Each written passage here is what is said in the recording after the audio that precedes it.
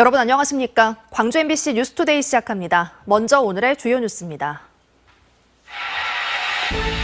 광주 노동계가 세계 노동절을 맞아 주 69시간 근무 추진 등으로 논란을 빚은 윤석열 정부의 노동정책을 규탄했습니다. 경기 침체 여파로 상업용 부동산의 자산 가치가 떨어지는 상황에서 임대 수익까지 낮아져 건물주들이 이중고를 겪고 있습니다. 광주시가 공공기관 구조 개편을 하겠다며 시의회에 제출한 조례안들이 줄줄이 상정 후 의결 보류됐습니다. 절차적 정당성 등에 대한 의회 내 문제의식이 반영된 것으로 해석됩니다. 최근 9경기에서 8승을 쓸어담는 등 상승세를 타고 있는 기아가 이번 주 롯데와 NC를 상대로 상위권 도약을 위한 6연전을 치릅니다. 133주년 세계 노동절을 맞아 광주 전남 지역에서도 기념행사가 열렸습니다. 참가자들은 노동자들이 자신의 권리를 위해 싸웠던 133년 전과 지금이 다르지 않다며 윤석열 정부의 노동 탄압 중단을 촉구했습니다. 송정근 기자가 취재했습니다. 윤석열 퇴진을 요구하는 피켓을 든 노동자들이 도로로 나섰습니다. 윤석열 정부 심판하자! 심판하자! 심판하자! 심판하자! 세계 노동절을 맞아 광주 노동계가 윤석열 정부의 노동정책을 규탄하며 거리로 나선 겁니다. 참가자들은 윤 정부가 도입하려다 논란을 빚은 주 69시간 근무제와 중대재해처벌법 개정안은 계약이라고 규정했습니다. 특히 윤석열 정부가 내건 정책들은 친자본, 반노동, 반민중 정책이라고 주장하며 이에 맞설 것을 다짐했습니다. 또 정부가 노동조합의 정상화라는 명분 아래 노조를 무력화시키고 있다며 노동 탄압을 중단할 것을 촉구했습니다. 노동시간을 연장하고 중대재해처벌법을 무력화해서 우리 노동자들의 생명과 안전을 위협하고 있습니다. 참가자들은 광주시도 규탄했습니다. 100일 넘게 해고자 복직을 요구하며 시청 로비에서 농성을 하고 있는 노동자들은 전남지방노동위가 부당 해고를 인정한 만큼 하루빨리 해고자들을 복직시킬 것을 촉구했습니다. 이제는 그러려니 넘기지 않으려고 합니다. 시청 로비 농성장은 공공 부분의 비정규직 고용투쟁의 상징이 되었습니다. 그래서 더더욱 포기할 수 없습니다. 노동자 대회에 앞서 결의대회를 연 건설노조도 윤석열 정권을 심판해야 한다고 목소리를 높였습니다. 건설노조를 건폭으로 부르며 지난 1월부터 10건이 넘는 연이은 압수수색을 진행하는 등 강도 높은 탄압을 진행하고 있다고 주장했습니다. 윤석열 정권의 광범한 탄압에 맞서 현장을 지켜내고 다시 건설 현장에 법과 제도를 세우는 것입니다. 민주노총은 이번 대회를 출발점으로 삼아 6월 최저임금 투쟁에 이어 7월 총파업 투쟁에 나설 계획이라고 밝혔습니다. MBC 뉴스 송정근입니다. 전국을 돌며 민주주의 회복과 평화를 위한 월요 시국 기도회를 열고 있는 천주교 정의구현 전국사제단이 광주를 찾아 월요 시국 미사를 진행했습니다. 천주교 정의구현 전국사제단은 5.18 민주광장에서 열린 월요 시국 미사에서 윤석열 대통령의 이번 방미 결과물은 빈수레였다고 호평했고 더 이상 미국의 선심에 매달려선 안 된다고 강조했습니다. 지난 4월 서울에서 시작된 월요 시국미사는 전국 14개 교구에서 순회기도회를 진행한 뒤 오는 8월 서울에서 끝날 예정입니다. 오늘도 맑고 포근한 날씨 예상됩니다. 고기압의 영향권에 들면서 하늘은 맑게 드러나 있는 상태고요. 오늘도 대기 상태 양호합니다. 광주와 전남 전 권역에서 미세먼지와 초미세먼지 모두 좋음 수준 유지하고 있습니다. 따뜻한 남서풍이 불어들면서 오늘 낮 기온은 어제보다도 더 오름세를 보이겠습니다. 아침 기온 10도 안팎으로 어제와 비슷한 가운데 한낮 기온은 26도로 어제보다 3도가량 높은 기온 예상되고요. 일교차는 그만큼 더 크게 벌어지겠습니다. 오늘 광주 일교차 13도가량으로 매우 크게 벌어집니다. 무차림에는 주의하셔야겠습니다. 날씨 정보였습니다. 경기 침체 여파로 상업용 부동산 시장에 찬바람이 불고 있습니다. 공실률이 높아지며 투자 수익률도 하락하고 있는데요. 토지 시장 또한 얼어붙고 있습니다. 조현성 기자의 보도입니다. 올해 1, 4분기 광주 지역 중대형 상가와 오피스의 공실률은 각각 15.5%와 15.2%를 기록했습니다. 비어있는 상가와 오피스가 전분기보다 늘었는데 전국 평균과 비교하면 중대형 상가는 2.2%포인트, 오피스는 5.7%가 높은 수치입니다. 찾는 이가 줄면서 임대료의 하락세도 두드러졌습니다. 유형별로는 중대형 상가 임대료가 0.85%포인트 떨어진 것을 최고로 오피스와 소규모 상가, 집합 상가의 임대료가 모두 전분기보다 하락했습니다. 가뜩이나 자산 가치가 떨어지며 자본 수익을 기대하기 어려운 상황에서 임대 수익까지 낮아지는 이중고를 겪고 있는 셈입니다. 자산 가치에 의한 자본 수익률하고 소득 수익에 의한 소득 수익률을 합쳐서 투자 수익률이 결정이 되는데 투자 수익률이 대부분 이제 전분기보다 떨어지고 있죠. 주택 시장에 비해 상대적으로 보합세를 보여오던 토지 시장도 올 들어 급속히 얼어붙고 있습니다. 지난 1분기 석 달 동안 광주에서 매매된 토지 거래 건수는 1,400여 건에 머물렀습니다. 1년 전 같은 기간 대비 65%, 직전 분기와 비교해서는 절반 수준에도 못 미쳤습니다. 전국 땅값이 분기 기준으로 13년 만에 하락세로 돌아선 가운데 광주 전남 두 지역 모두 땅값 하락률이 0.03%를 기록했습니다. MBC 뉴스 조현성입니다. 새 아파트 분양시장에서는 청약 미달이 속출하고 있습니다. 청약 심리가 얼어붙고 고금리로 자금 조달 부담이 커지면서 새 아파트 분양이 쉽지 않은 상황입니다. 유민호 기자의 보도입니다. 광양 황금지구에 조성된 아파트 터입니다. 한 대형 건설사가 짓는 아파트 단지가 올해 말 목표로 분양할 계획이었는데 최근 시행사가 땅을 공매에 넘기면서 분양 시점이 밀리게 됐습니다. 올해 들어 전남 동부권 새 아파트 분양 건수는 0건입니다. 지난해 하반기 입주자를 모집한 새 아파트 단지들도 줄줄이 미달을 기록해 고심이 깊습니다. 지난해 10월 입주자를 모집해놓고 계약을 취소한 광양의 한 아파트는 아직 분양 재개 시점을 잡지 못하고 있습니다. 중도금 무이자는 물론 원하는 동호수를 지정할 수 있는 등 여러 혜택을 내걸고 입주자 모시기에 나선 곳도 늘고 있습니다. 대부분 사람들이 집을 살 때 이자 때문에 걱정을 많이 하시잖아요. 근데 지금 저희가 중도금 자체가 이제 무이자로 진행되는 거기 때문에 경기 침체와 대출이자 부담으로 청약 심리가 얼어붙어 분양 시장에 찬바람이 불고 있습니다. 신규 사업도 어려움을 겪고 있는 가운데 미분양 물량도 좀채 소진되지 않고 있습니다. 지난 2월 말 기준 여수와 순천, 광양의 미분양 아파트 물량은 1,701가구. 전달보다 한 가구 감소하는 데 그쳤습니다. 전매 제한 기간 단축 등 정부의 부동산 규제 완화도 지방 부동산 시장에 영향을 주고 있습니다. 수도권의 규제 완화로 인해서 이 부동산에 대한 수요들이 수도권으로 몰리고 있기 때문에 수도권과 지방 간의 양극화가 좀 더 심화될 것으로 예측이 됩니다. 부동산 전문가들은 앞으로 분양시장의 경우 입지와 가격을 꼼꼼히 따져 경쟁력 있는 곳만 실수요자가 몰리는 이른바 옥석 가리기가 더 심화할 것으로 내다보고 있습니다. MBC 뉴스 유민호입니다. 광주시가 공공기관 구조 개편을 위해 시의회에 제출한 조례안들이 모두 상임위원회 문턱을 넘지 못했습니다.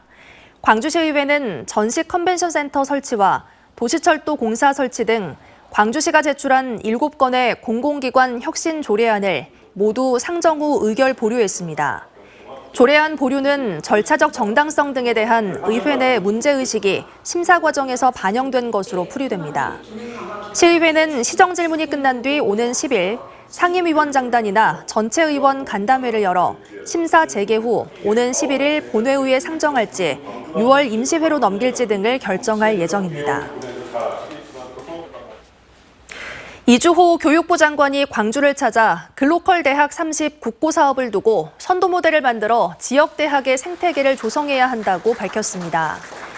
이 장관은 전남대학교에서 지역 총장과 지자체장들이 간담회를 갖고 글로컬 대학 사업이 대학 30곳에만 집중 지원한다는 오해가 있었지만 이는 결코 아니라며 30개 대학의 선도 모델을 통해 지역 대학의 생태계를 조성해야 한다고 강조했습니다. 교육부는 지난달 대학 통폐합 등의 고강도 개혁을 약속한 지방 대학에게 5년 동안 국고 1,000억 원을 지원하는 내용을 골자로 하는 글로컬 대학 30을 발표한 바 있습니다. 한편 전국 교수연대 회의는 이주호 교육부 장관의 광주 전남 지역 대학 총장 간담회를 비판하는 피켓 시위를 진행했습니다. 전국 교수연대 회의는 교육부의 라이즈 정책과 글로컬 대학 30 등 시장 만능주의 고등교육 정책은 필연적으로 고등교육 전반의 공공성을 파괴할 것이라고 밝혔습니다. 그러면서 이 장관은 노동자들이 쉬는 근로자의 날에 기습적으로 간담회를 추진했다며 각 대학 교수회와 대학 평의원회들의 주체들에게는 어떠한 연락도 없었다고 강조했습니다. 지난해 대통령 선거를 앞두고 국민의힘 후보를 지지한다는 허위 기자회견을 했던 전직 목사가 집행유예를 선고받았습니다.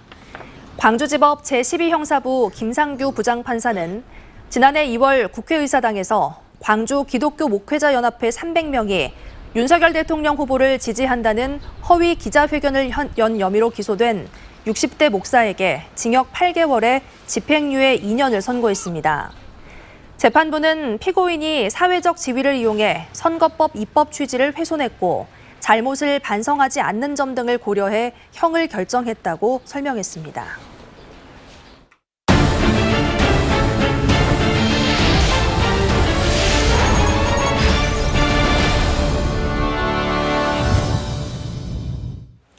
해남군 지역화폐인 해남사랑 상품권이 4년 만에 발행 5천억 원을 돌파했습니다.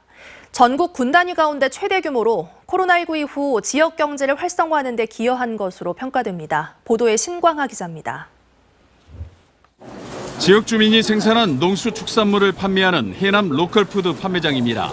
한 달 평균 2억 원씩 매출을 기록하는데 이 중 대부분은 지역화폐인 해남사랑 상품권입니다. 전체 매출의 80% 정도 차지하는 것 같습니다. 할인율이 높아서 좋아들 하십니다.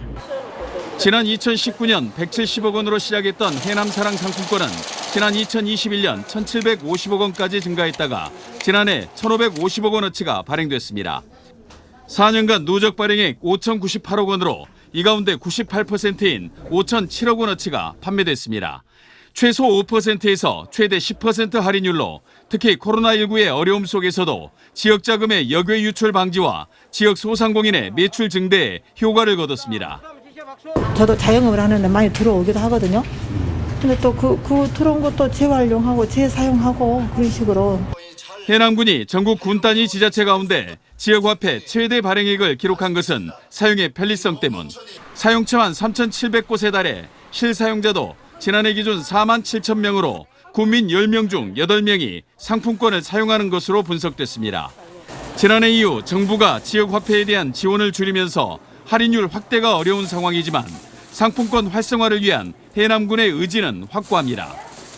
자체적으로 올해 129억 원을 편성해서 1년 중에 5달을 10% 할인해주는, 그래서 내수 활성화를 꾀하는 그런 정책을 해나가고 있습니다. 해남군은 지역화폐를 홍보하고 가정의 달을 맞아 지역경제 활성화를 위해 상품권 할인과 구매 한도 상향 행사를 진행할 예정입니다. MBC 뉴스 신광하입니다. 기아 타이거즈가 시즌 초반 부진을 털어내고 열흘 전부터 이어진 9연전에서 8승을 거뒀습니다. 꼴찌까지 추락했던 순위도 어느덧 5위까지 치고 올라왔습니다. 보도에 김철원 기자입니다. LG를 상대로 2점 차의 불안한 리드에서 맞이한 기아의 9회 초 2사 만루 상황. 3루 주자 김규성이 투구를 준비 중이던 투수 함덕주와 포수 박동원의 허를 찌르며 홈으로 질주합니다. 함덕주가 허겁지겁 공을 던졌지만 김규성은 이미 홈베이스를 쓸고 지나간 뒤였습니다. 김규성의 홈스틸은 KBO 역사상 40번째 기록. 여기에 더해 만루주자 3명이 모두 도루에 성공한 3중 도루는 사상 7번째의 진귀한 기록이었습니다. 이처럼 2점 차로 쫓기는 상황에서 천금 같은 추가 득점에 성공한 기아는 이후 흐름을 완전히 장악했고 마침내 승리를 지켜냈습니다. 기아 타이거즈가 LG 트윈스를 상대로 잠실 원정 경기에서 3연전을 모두 이긴 것은 6년 만입니다. 최근 상승세의 기아는 4월 21일부터 이어진 삼성, NC, LG와의 9경기에서 8승을 쓸어담았습니다. 특히 상위권 팀인 NC와 2승 1패, LG를 상대로는 3승을 싹쓸이하면서 승차를 크게 줄였고 어느덧 5할 이상의 승률을 찍었습니다. 한때 리그 꼴찌까지 떨어졌던 순위도 어느덧 5위까지 치고 올라왔습니다. 기아는 리그 선두를 달리고 있는 롯데를 안방으로 불러들여 주중 홈 3연전을 치른 다음 어린이날부터 이어지는 주말 3연전은 창원에서 NC를 상대로 치릅니다. 특히나 기아는 최근에 아주 좋은 그런 모습을 보여주고는 LG를 상대로 3연승을 하고 돌았단 말이에요. 그런 차원에서 본다면 또 홈 경기이기 때문에 홈 관중의 어떤 열화와 같은 응원 속에서 분명히 더 좋은 모습을 보여주지 않을까 그런 기대감이 있습니다. 이번 주 경기 결과에 따라 상위권으로 치고 올라갈 수 있는 만큼 기아의 선전을 팬들은 바라고 있습니다. MBC 뉴스 김철원입니다.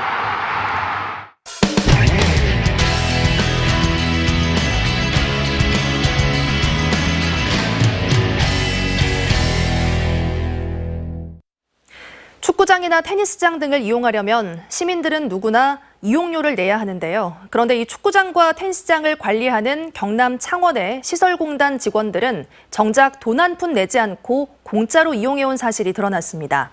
MBC 경남 서창우 기자가 취재했습니다. 창원 축구센터에 있는 보조 경기장. 토요일에 이 인조잔디에서 2시간 동안 축구를 하려면 12만 5천 원을 내야 합니다.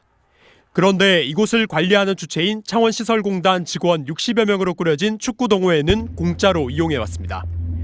공단 직원뿐만 아니라 상대편 팀도 돈 한 푼 내지 않았다는 얘기입니다. 이들이 이용료를 내지 않은 건 취재진이 확인한 것만 지난 2015년 4월부터 작년 7월까지 7년 3개월에 이릅니다. 그러던 중 지난해 7월부터 축구센터의 대관 업무 책임자가 바뀐 뒤부터는 이용료를 걷고 있습니다. 공단의 또 다른 체육 동호회인 골프와 배드민턴 등 6곳과 형평성 문제 등 논란이 있었기 때문입니다. 이용료를 받기 시작한 이후로 지금까지 거둔 돈만 17번에 걸쳐 200만 원이 넘습니다. 이 계산대로라면 7년 넘도록 받지 않은 사용료만 1,000만 원이 넘을 것으로 추정됩니다. 축구 동호회뿐만이 아닙니다. 창원 시립 테니스장을 이용하는 20여 명이 소속된 테니스 동호회. 토요일에 1시간 동안 코트 한 면을 쓰려면 12,000원이 듭니다. 취재 결과 이 동호회는 이용료를 단 한 번도 내지 않은 것으로 나타났습니다. 토요일 오전에 쓰거든요. 오전에 8시 와가지고 10시 나는데 축구와 테니스 동호회는 지난해 공단에서 직원 사기 진작 차원에서 각각 180만 원과 90만 원을 지원받았습니다. 그런데도 정작 이용료는 내지 않았던 겁니다. 두 동호회 모두 공단 간부급 직원 등이 소속돼 활동하고 있는 것으로 알려졌는데 언제부터 얼마나 돈을 안 내고 써왔는지는 확인조차 할 수 없습니다. 공식 예약 시스템이 아닌 구두로 직원에게 요청했기 때문입니다.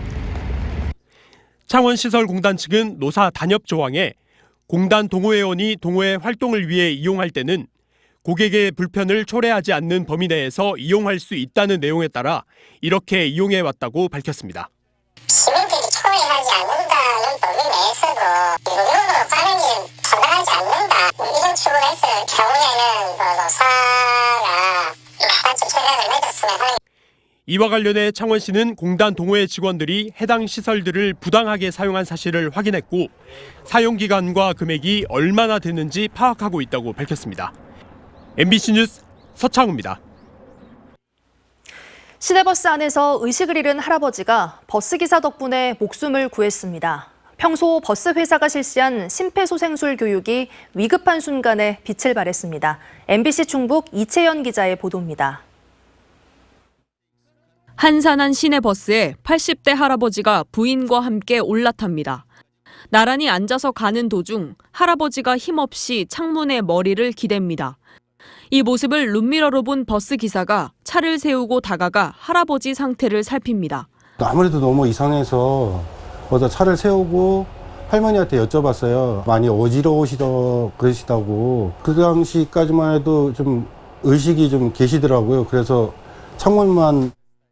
버스는 다시 출발했지만 할아버지의 고개는 더 뒤로 젖혀지고 몸을 흔들어봐도 움직이지 않자 부인이 어딘가 다급히 전화를 겁니다. 다시 버스 기사가 달려와 보니 이번엔 의식을 잃고 숨을 쉬지 않는 상태. 119에 신고하고 곧바로 심폐소생술을 실시합니다.